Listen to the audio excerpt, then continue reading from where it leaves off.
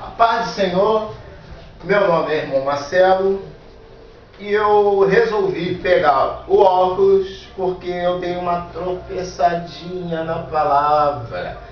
Me desculpe, meus irmãos, né? Mas às vezes não dá para gravar tudo de cabeça, que é muita coisa que eu leio, ciência, política, armamento, e às vezes eu esqueço, tenho que recorrer à Bíblia. E então eu fui ler e dei um erro, eu peço desculpa pelo vídeo 35. Vamos lá.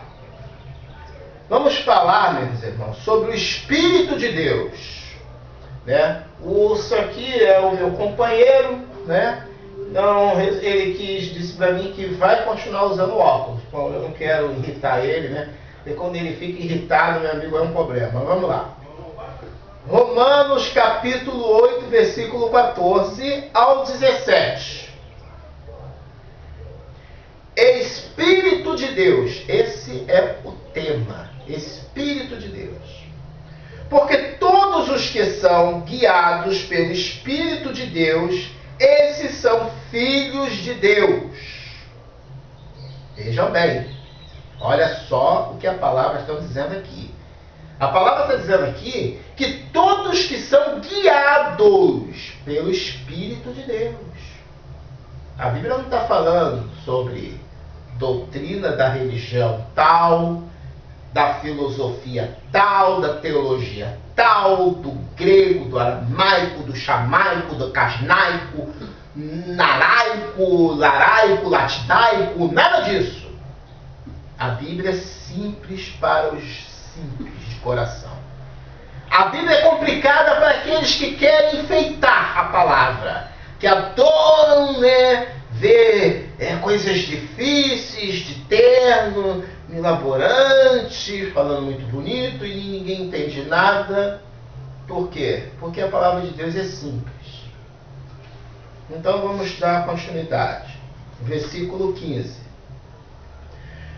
Versículo 15 diz assim: porque não recebeste o espírito de escravidão, para outra vez estardes em temor, mas recebeste o espírito de adoção de filhos, pelo qual clamamos: Abba, Pai. Meu amigo, você vê que a palavra de Deus não tem variação. Deus é o mesmo, Deus continua sendo o mesmo, Deus nos abraça, Deus nos recebeu. Então não tem essa de você tentar ficar querendo mesclar algo que está lá no fundamentalismo islâmico, traz para dentro da igreja. Como eu já vi pessoas com turbante dentro da igreja. É mesmo.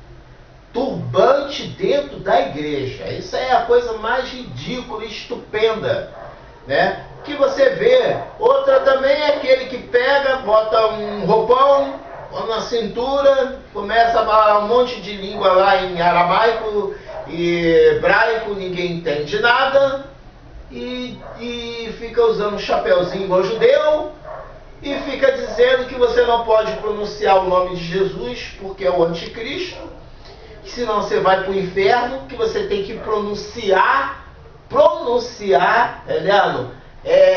Do jeito que ele está falando, né? Ele falou lá, né? Não me interessa isso, para mim isso é tudo uma bobagem. E eu perguntei a ele: tá bom, se ninguém falar esse aí que você está falando aí, né? Hamashia, sei lá, que você está dizendo, que eu ironizei, né? Não sei o que é porque eu sou ignorante, né? Se for mudo. Ele ficou parado olhando para minha cara. Gente, ele não me respondeu nada. Você sabe por que ele não me respondeu nada? Isso foi lá em Olinda. Ele não me respondeu porque, primeiramente, ele não teve o que falar. Porque ele disse que ele foi categoricamente categórico. Aquele que não pronunciar o nome de Jeová, né, que ele disse que é Jeová, né, Deus, que se não falar dessa maneira, vai para o inferno. Agora você vê, né? É cada coisa, as pessoas vivem amaldiçoando as pessoas de formas... É aí que eu digo. Aí tem gente que acaba acreditando nessas besteiras. Aí vem um cara fala sobre nazismo, começa a falar um monte de coisa. Aí o cara fica todo bobado com aquilo, né? Aí o cara, pô, eu quero me filiar a isso aí. Mas ele mesmo nem sabe que é aquilo ali, ele quer se identificar com aquilo ali. A cabeça do jovem, ultimamente, está muito turbada com muitas informações. E as igrejas não têm pessoas totalmente despreparadas para ensinar as pessoas. Mas vamos dar continuidade à palavra, que já está fugindo do tema aqui, que é o Espírito de Deus. Vamos lá. No versículo 16. O mesmo Espírito testifica com o nosso Espírito que somos filhos de Deus. Olha só, o mesmo Espírito testifica. Quando o Espírito de Deus testifica um com o outro, ele está falando aqui, quando esse Espírito testifica um com o outro, que é Espírito de Deus, um aceita o que o outro está falando. Mas quando não testifica, causa o quê? Separação. Meus irmãos, vamos lá. Tem gente que diz assim, que todas as igrejas lá tem uma pessoa que vai ser salva. O que eu entendo de igreja, no meu entender, né, é que todas as igrejas não falam a mesma língua. Que uma é contra a outra, dizendo que a outra está em falta. Até já encontrei um irmão, um pastor da Batista, muito estudado, dizendo que a Assembleia, né, ela tem espírito de luz, mas é o diabo. Quem estiver lá está com o sinal da besta. Então, meu amigo, eu fico querendo entender como é que a pessoa, né, na sua estupidez, é porque eu vejo assim, será que já existia antes de Jesus Cristo essas igrejas? Porque então eu não encontro isso na Bíblia. E se eu não encontro, é porque eu tenho que ficar fora disso, ser anátema, não tem que dar ouvido a essas besteiras. Por quê? Porque Jesus Cristo não tem fronteira. Jesus, ele não tem lado. O povo de Samaria era um povo rejeitado, porque ele não era povo da salvação, era um povo nojento. Mas Jesus foi lá em Samaria, tem com aquela mulher. E se beberes da minha água, não terá mais sede. Porque a água que eu vou te dar é a água da vida. É a palavra. A palavra, meu amigo, não tem título religioso. A palavra não tem lados. A palavra tem a sua posição. E a única posição de Jesus é a salvação. Então salvação não tem fronteira. Então você que defende uma igreja A, ou B, ou C, ou D, ou V, ou G, T, G, H, E, S, T, U, V, X, e eu não mais porcaria por aí, e para mim tudo isso é um bando de lixo, você se esquece de pregar a palavra de Deus. Existe ainda homens de Deus pregando a palavra. Mas você, na sua cidade, se for de 100 mil pessoas, olha, eu acho que você só vai encontrar 2 ou 3 igrejas, né? Vou falar assim nesse termo, igreja, né? Templo, que é tudo a mesma coisa. Mas são pessoas, em vez de embelezar o templo, ele está ali, ó, juntando as pessoas no seu quintal. Como eu já fui em um lugar, as pessoas juntavam no seu quintal para pregar a palavra. Para pregar a palavra, para orar. Só isso. Não era para poder ficar colocando A, B, C, que tem voz mais bonita, quem fala muito bonito, quem prega, quem tem... Porque você entra nessas igrejas, diploma para tudo que é lugar, tem um cara aí que tem diploma pastorel, né? Pastorel de teologia e marketing. É brincadeira, eu nunca vi isso. Pastorel de teologia e marketing. E vendendo as coisas, vendendo bíblias. Cada Bíblia, a Bíblia da mulher, a Bíblia da criança, a Bíblia da prosperidade, a Bíblia do abismo, a Bíblia do não sei o quê. Eu falei, meu Deus, caramba, cara, eu pensava que era só algumas imagens, isso se espalhou, se generalizou. Então tá aí a falta de conhecimento bíblico. O versículo 17. Eu quero falar que eu estou falando em Romanos, capítulo 8, versículo 14, tá? Tá bem claro aqui. Vamos ao versículo 17, que é o último. E se nós somos filhos, somos logo herdeiros, e também herdeiros de Deus e co-herdeiros de Cristo. Se é certo que com ele padecemos, para que também com ele sejamos glorificados.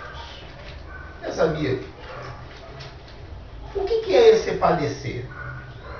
Está vendo esse ursinho aqui? Está do meu lado?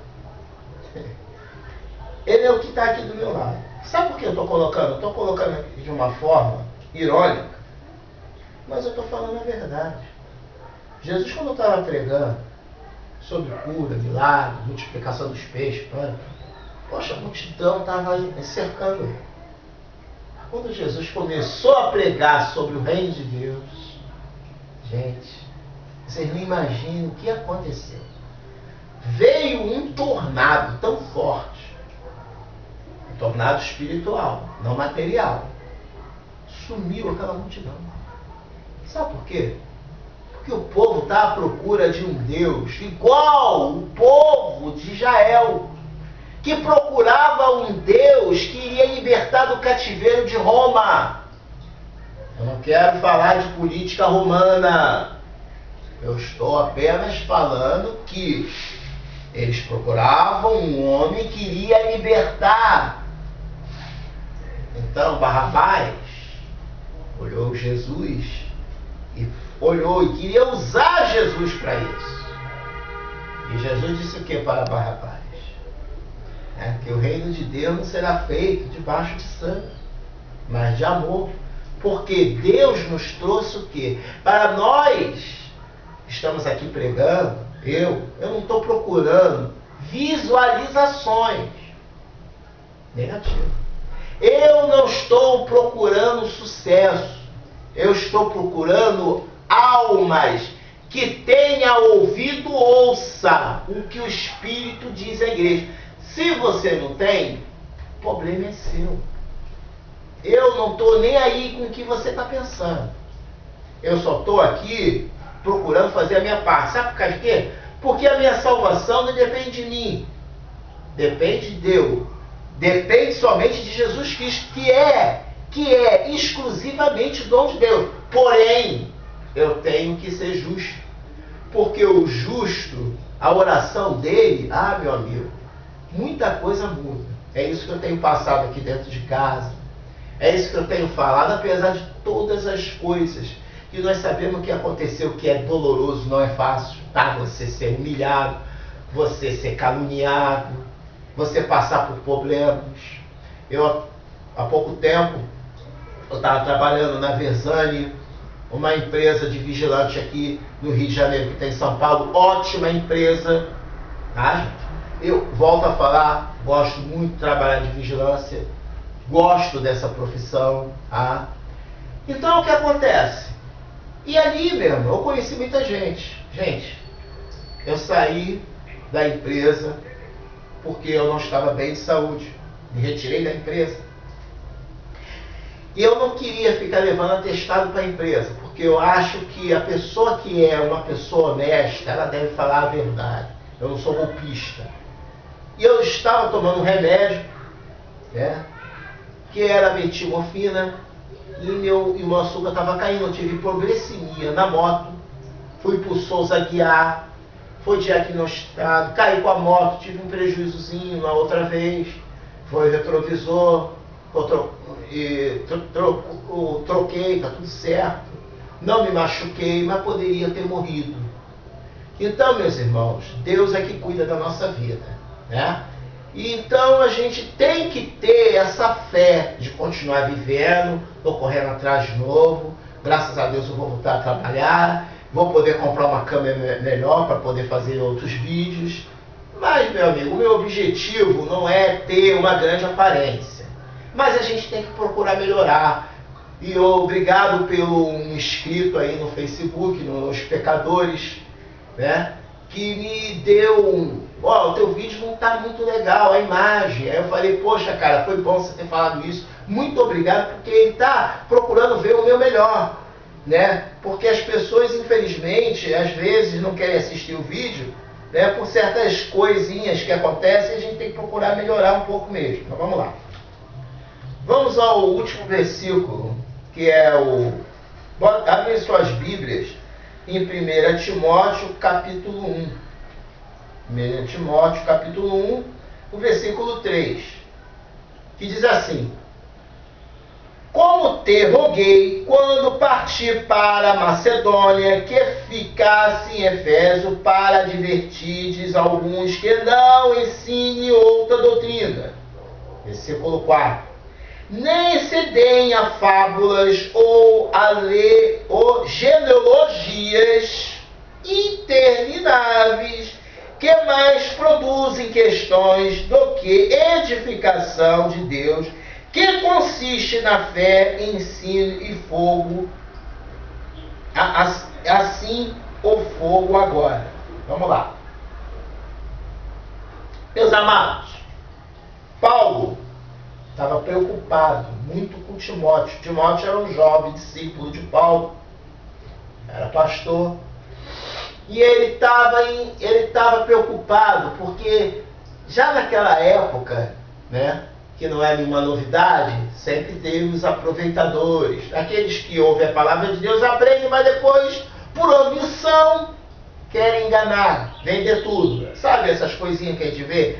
As 3 sementinhas de feijão, aquilo é uma coisa psicológica, né? O pé de feijão subir e crescer. O cara vai, tem até um desenho do pica-pau, né? E compra, e o pica-pau compra, joga e aquele pé de feijão cai, sobe. Mas aquilo ali tem uma psicologia. É a psicologia de quê? Do entretenimento, de fazer a pessoa acreditar em coisas milaborantes. Então essas pessoas, elas se prevalecem da boa fala, né? Daquela imposição, daquela forma criteriosa que eles têm de persuadir a pessoa a acreditar naquilo que ele está falando. E nisso, você às vezes se desvia, acaba não entendendo o Evangelho de Deus. Por quê? Porque a pessoa tem preguiça, às vezes, de pegar a palavra, examinar a Escritura. Ele prefere que esteja tudo mastigado. Aí está surgindo essas Bíblias explicadas, esses livros, esses DVD. Meu irmão, olha só, esses DVD que tem, esses livros, 99% é tudo mentira. Eu já li alguns, nem terminei de ler. Sabe o que eu fiz? Eu taquei fogo naquilo tudo.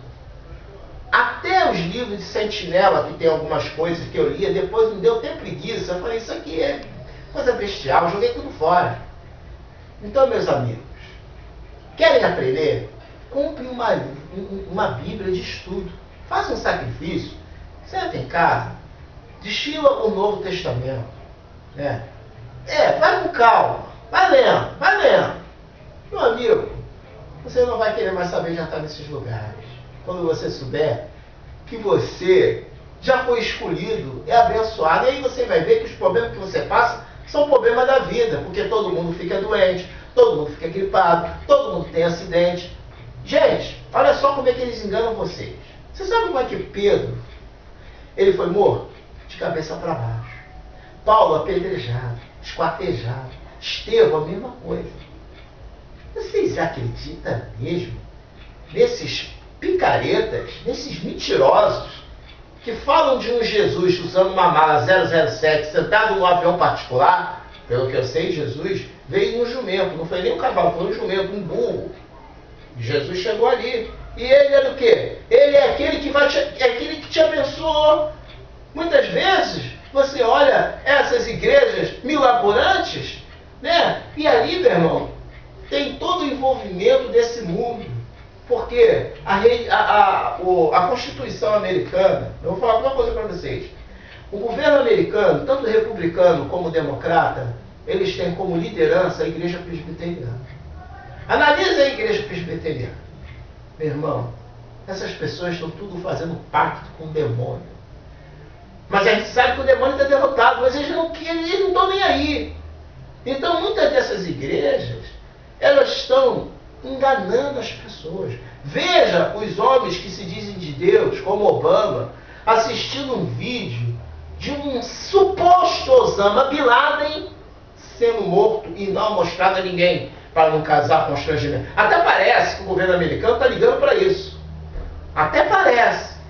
Enquanto a gente ficou sentado olhando e ele lá se divertindo, é aquele que está sentado, pega a Bíblia para ler. Tá complicada a coisa, hein?